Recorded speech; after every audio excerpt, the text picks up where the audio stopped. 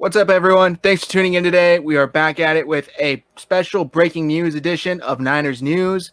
Matt, it finally happened. The 49ers finally signed George Kittle to an extension, a monster extension at that. It's being reported by Ian Rappaport and Michael Silver of NFL Network. 5 years, $75 million. What are your thoughts on this? It finally happened, man. It did finally happen after the weeks of misinformation and the will he, won't he, and everybody prematurely spilling their reporting everywhere all over my Twitter feed. It finally happened. George Kittle is going to remain a San Francisco 49er for the foreseeable future. He earned it. I mean, that's case in point. And I actually predicted about 15 million. I know that like the initial talk was wide receiver money. I never thought it was going to be that. Rob Gronkowski's second contract really set the tight end market back. He took like a huge hometown discount for the Patriots. And I think that kind of screwed people over. So George resetting the market really is more like a course correction for the tight end position that has kind of been held back by that Gronkowski contract. And you saw it immediately afterward as the NFL's second best tight end took the NFL's second best tight end contract, thereby admitting that George Kittle's the best, really. Kelsey re-upped with KC for between 14 and 15 million. But back to Kittle, I mean, you love to see it. He's the heart and soul of the team. When you think 49ers in, 2020, last year into this year going forward, you think of certain people, the leaders of the team, and George Kittle's right there amongst the top. So, congrats to him. He earned it, man. Yeah, he really did. First of all, I agree with that. Congratulations to George Kittle, 5th rounder. Nobody knew of this guy. Probably a lot of people didn't even know who he was coming out of Iowa. No disrespect to him, obviously, but he was just a little known guy. And I didn't even go to Iowa, and I caught more passes at Iowa than he did in his college career.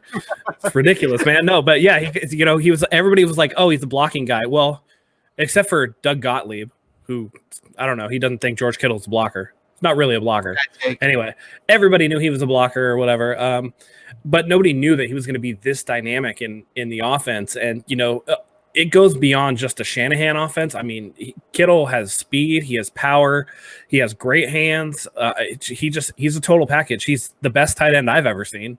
And that's everybody's gonna be like, oh, well, that's a homer take. But I mean, he really does it all, maybe prime Gronkowski, but there wasn't enough there as far as he didn't do it for long enough. He was always getting hurt. So if George Kittle can, stay the course and stay healthy, he's going to be the best tight end the NFL's ever seen. Yeah, he certainly has all the skills, all the traits. He has it together already, and he's so young in his NFL career. It's kind of scary to think. But when this news broke, man, I was so hyped. We were kind of getting, going back and forth with excitement. Grant Cohn obviously reported earlier yesterday that it did break, that it was already going to happen Friday. And then, Bleacher Report kind of blasted him, which I found really strange. Called it a fake report. Not incorrect, but fake. That was a little harsh, yeah. Yeah, that was a bit off, but it was just weird to see. And just real quick, I just want to touch on this. I thought it was a little weird, and maybe this is just the nature of reporting and breaking stories, but not too long ago, earlier this week even, NFL Network's Michael Silver was reporting, that they're going so slow, and he made the inchworm emoji kind of trend on Twitter about how Kittle's agent Jack Becta tweeted him that, and the Niners are going way too slow with this. And then the next thing we hear out of Michael Silver is it's a done deal. Credit me for the story. So I don't know. It's just maybe that's just how breaking news happens. Maybe Becta released that information to get some leverage on his side. Who knows? Maybe. But I mean, Mike Silver should know better anyway than to just. I mean, he was texted a worm emoji, right? Well, that can mean any number of things. That they were really far apart. Or that they were really close on the details, but it was just taking forever to hammer out. They could have had the basic framework for the contract done, and it was just the details that needed to be worked out before, they could announce it or whatever. So for him to say that, like, oh, this indicates that they're nowhere close. Like, again, it's the same thing that Grant did, where he texted out all these details, and it's the rush to be first instead of the waiting to be accurate on things, which is the more important thing. But yeah, so Silver saying credit me. Well, really, we should credit Barstool. George Kittle is a big Barstool fan, and it's going around on Twitter that Pardon My Take had it first. So credit to them. As far as Grant goes, he's getting pretty beat up. It's I can't say it's not his fault, considering this came right on the heels of his things are heating up with the Jamal Adams thing. So his SI run has not gone the best so far. I wish him well, and I hope he can, get back on track. I don't think it's any skin off his back. He doesn't seem to me like the type of guy who cares about that stuff. But, again, be accurate rather than be first. When somebody like Adam Schefter comes out, that's correct information. If Jake Glazer comes out, it's correct information, because they don't put things out there that they haven't vetted thoroughly enough to be confident and put their reputation on the line. That's not something they do. And, touching back on your initial point of your response, the intro emoji, maybe that meant tequila shots. Maybe they were taking shots with the worm. Who knows? There's so many different meanings that could have meant. And he kind of took that and interpreted it as that. So, yeah, that's a great point. He kind of made his own definition out of an emoji. But touching on George Kittle, just how deserving this man is of this contract extension. He came in, worked his tail off, really, really got, people probably weren't even thinking he was going to make the roster his rookie year. And not only did he make it, but he excelled. And I saw CBS headquarters, CBS Sports, one of their accounts tagged me in a photo of comparing George Kittle to Travis Kelce. And I was at work, and out of nowhere, my phone was blowing up with all these notifications of people talking crap about Kittle and praising Kelce. And I'm like, what did I get tagged in? And I realized that that's what it was. But I feel like the Chiefs fans' main argument was, oh, but Kittle can block, which isn't that big of a deal. I'm just going to put it out there. The only thing that George Kittle is better than Kelce, it's not just blocking. He's better at Kelce than a lot of things. Kelce may be the better pure receiver, but as an overall tight end, which is what you want in a player, a well-balanced player, Kittle is better. And that's not a stretch or a hot take to say, although they might find that offensive. It's the truth. It's simply the truth. And comparing George Kittle's first couple of years to Travis Kelce's most recent couple of years when Kelce's already in his prime, it's not fair. It's not fair. I mean, that's BS to me. Let's be real. George Kittle broke the all-time single-season tight end yard mark with C.J. Beathard and Nick Mullins throwing him the majority of the passes. Meanwhile, Kelce was hot on his heels with a 5,000-yard, 50-touchdown MVP Patrick Mahomes. People want to talk crap about, Jimmy G's not that great of a quarterback, and Kittle is still putting up numbers. So don't tell me that Travis Kelce is this god when he's got Patrick Mahomes, one of the best quarterbacks in football, throwing him the football. He doesn't block. He sits on, intermediate routes really in, zone coverage and picks people apart. And he's really good at that. I'm not going to, take that away from him. What he does, he's good at, but he's not as good as Kittle. And if you take everything else into account, it's not even really that close, It really isn't. But how much do you think this speaks to George Kittle completely buying into the culture and the environment going on with the 49ers right now? I mean, he's 100% in it. I mean, I don't think that he got everything that he wanted out of this deal. And let's be honest, this is a very team-friendly deal when you look at the actual breakdown.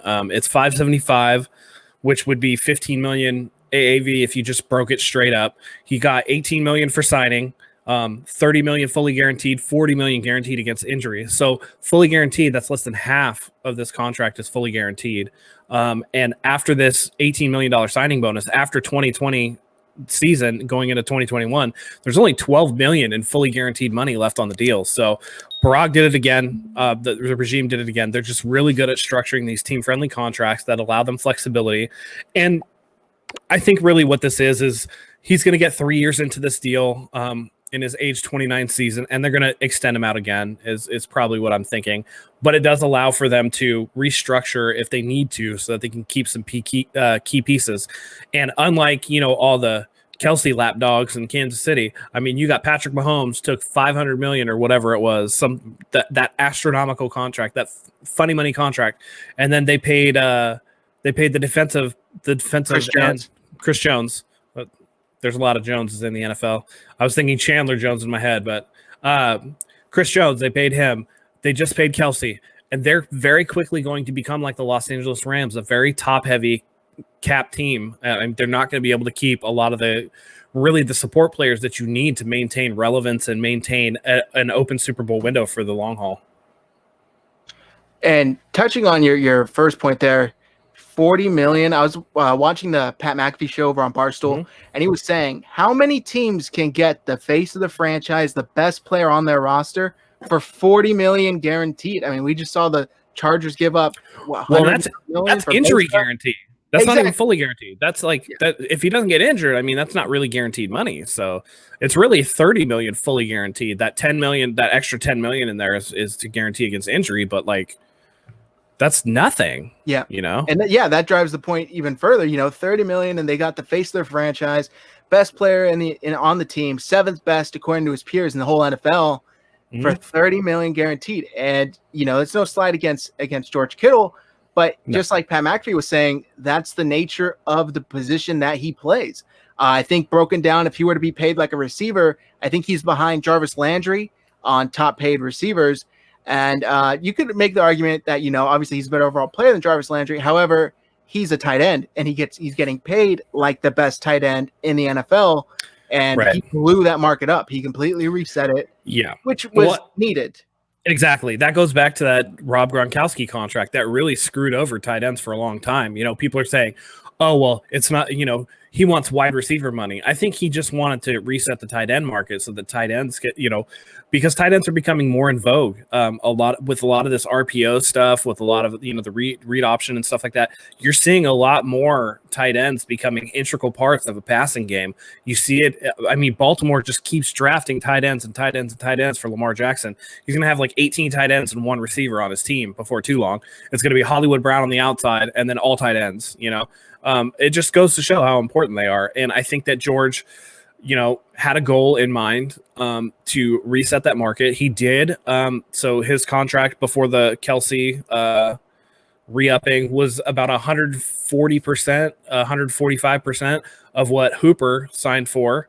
So, that's, I mean, when you go 100% plus half more, I mean, that's pretty good. It's very good. And real quick, I just want to touch on this. Drea Blackwell of KSBW. We had her on about a month ago, and she did predict, she had to say roughly about 15 mil, if I had to guess. And she said, credit her if she got it right. So we did credit her. We tweeted out, shout out to Drea. I'll put the link to that video, that link to that interview in the description if you guys want to go check it out. She was a great guest. I just had to shout her out because that was cool that she kind of predicted that correctly. Oh, she got it spot on. Yeah, she did. Yeah. But I think that's going to do it for us today, guys. Make sure you follow us on Twitter. Our handles are below on the screen. I just want to thank you for tuning in to our breaking news video. 49ers finally got the extension of George Kittle out of the way. Make sure you subscribe to our channel, hit that like button, and drop a comment below on your thoughts of George Kittle being a 49er for a long time. Go ahead and click the bell for all your notifications. And until next time, go Niners.